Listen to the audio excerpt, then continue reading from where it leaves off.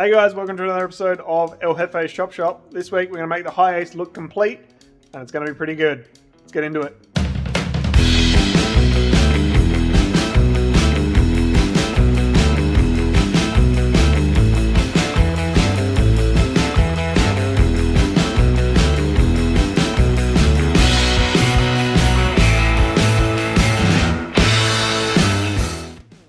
So I'm going to work on the intake pipe for now.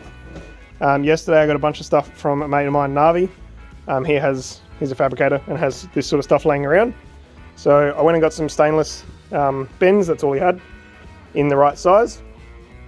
This is the only stuff that I can weld. I can't weld alley, and he didn't have mild, so stainless it is.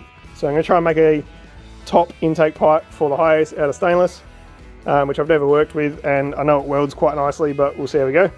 So the plan is to try and use this bend off the turbo and then try and sweep it to the front. So I'll show you that as I go and try and get that done, and then it can drive. Then I'll get this bumper bolted on, and then it will look like a car and I can technically drive it.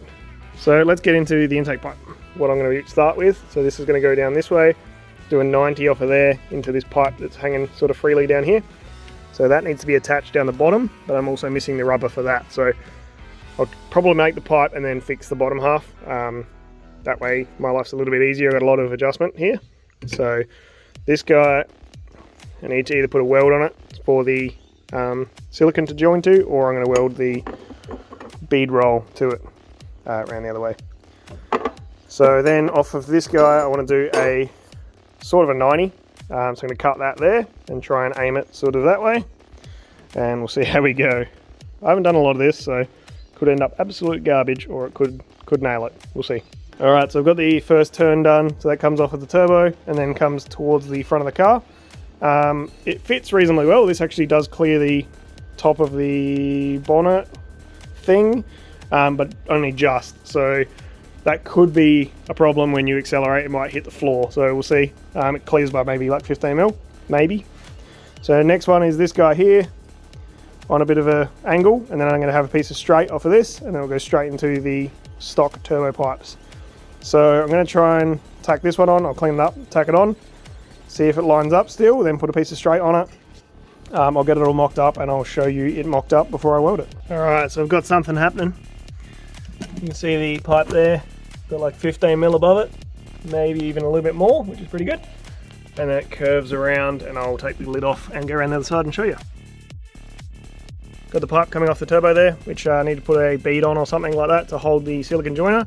Comes down, goes around, and then has another little kick in it, which goes to a piece of straight, which keeps that bottom pipe that goes to the intercooler off of the AC, which I will shorten a little bit, and it can all swivel, so should be good. I think I'll weld it up and go get the end of it flanged, and then we should be good to go.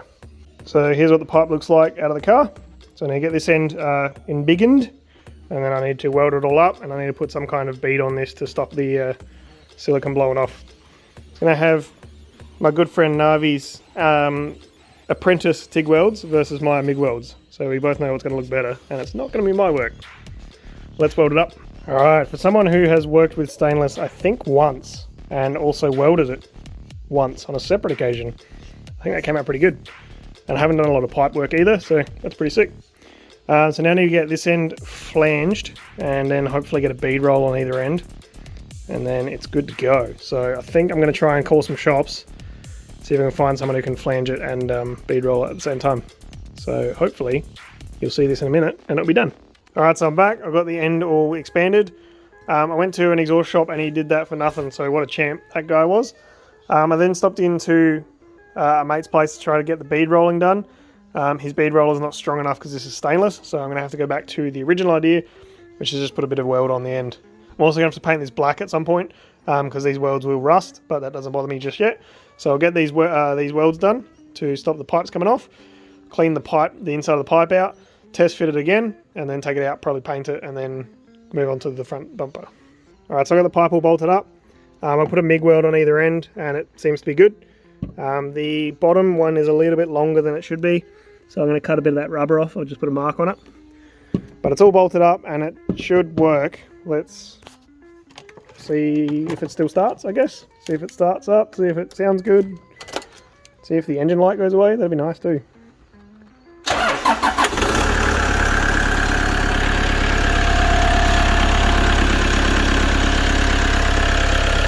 The engine light's gone.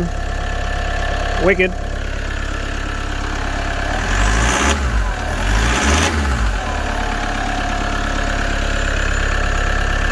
Awesome, I think that's the problem solved. Alright, the only problem now is this cable tie is temporary.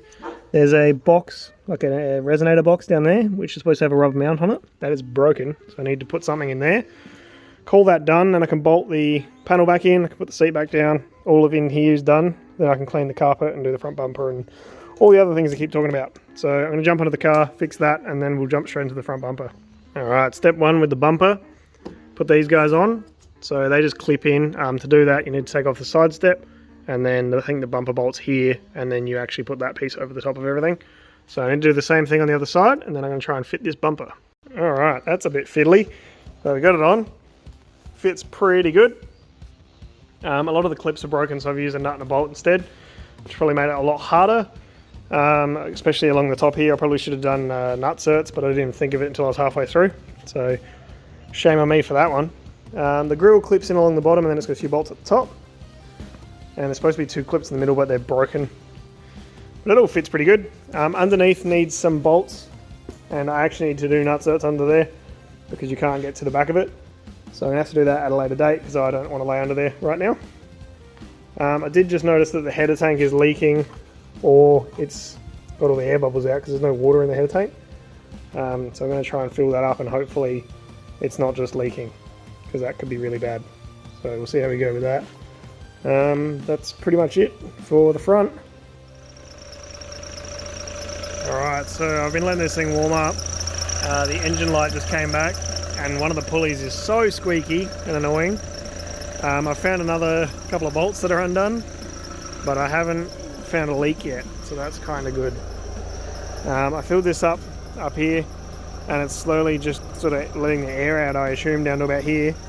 There's no water on the ground, so unless it's actually using it, which would not be good, I don't know if there's a problem. I'm just thinking it might just be air in the system. So I'm just going to keep going and till the fan comes on, I guess, and see what happens. Alright, we got the front end back together. It's taken a while. It looks alright, everything lines up reasonably well. I don't really care, so that's fine. I just pulled the chrome off this door handle hoping that I could salvage it, but it's like really glued on there, so I'm going to have to get another door handle at some point, or sand this one or something. Looks better than chrome regardless. The cable tie over here is gone, and now it's making less noise. The squeak hasn't gone away. The temp is slowly climbing, but it hasn't really done anything crazy. The fan hasn't come on yet, and there's still an engine light. So I'm talking to a mate of mine that used to work at Toyota, and he said it's probably an EGR fault, and you'll need to get it cleaned out. So I'll have to do that. And then with the squeak, he said it's probably just a worn belt. You can take them off and flip them around and then put them back on again, and apparently that fixes it sometimes, or buy a new belt, or replace a pulley if it needs it. So I'll sort that out once we actually try and get this thing on the road. So I'm just going to keep letting this idle.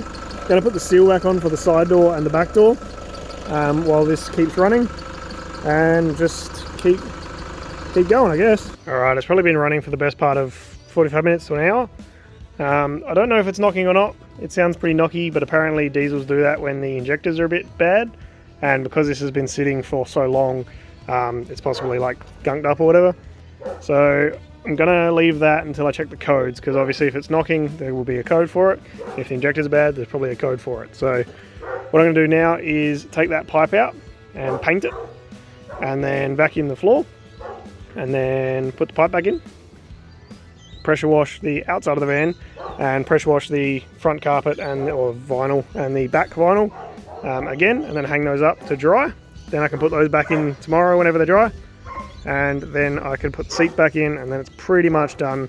Once the rear vinyl's in, I'll put the side step back on, and I'll put the back trim back on as well.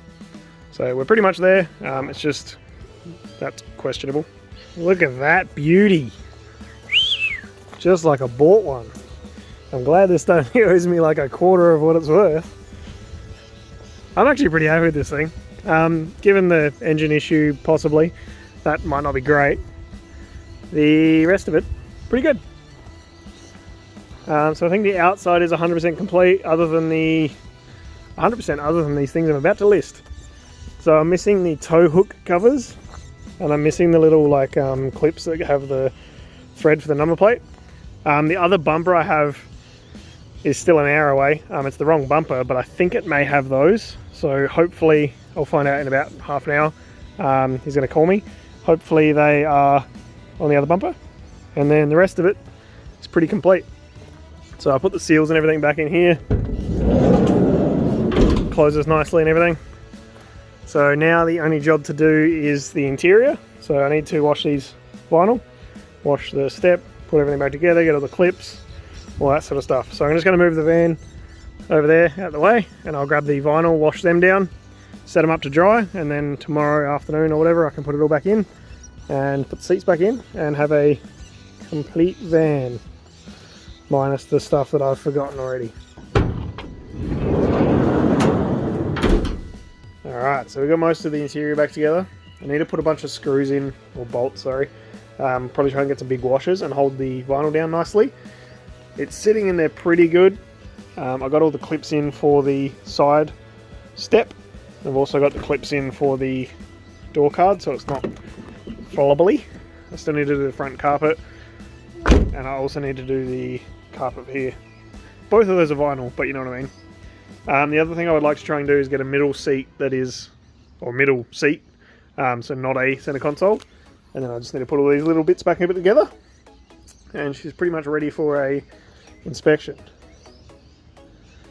So that's where we're at. I do need a few more bits and pieces, but we'll get to those in another episode. So as you may know, the Hiace has had an engine light since I got it.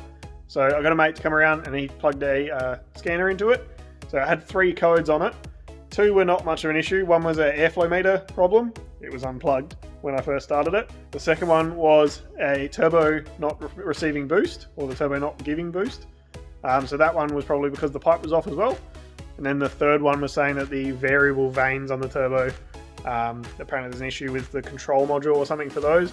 So apparently that's a pretty common issue, and the turbos do sort of seize up or just go bad, and the vanes kind of stop working. So that may be an issue later, but we'll see how they go down the road. The light hasn't come back on since, but we'll see how we go with that one. So I'm still missing a bunch of parts for this Hiace. A few of them are commuter specific. So I'm missing the piece when you open the sliding door on the roof. There's the 2 vents for the rear fan system. I'm missing the filters off of those. I'm missing the rear tailgate carpet, like above the window on the back door.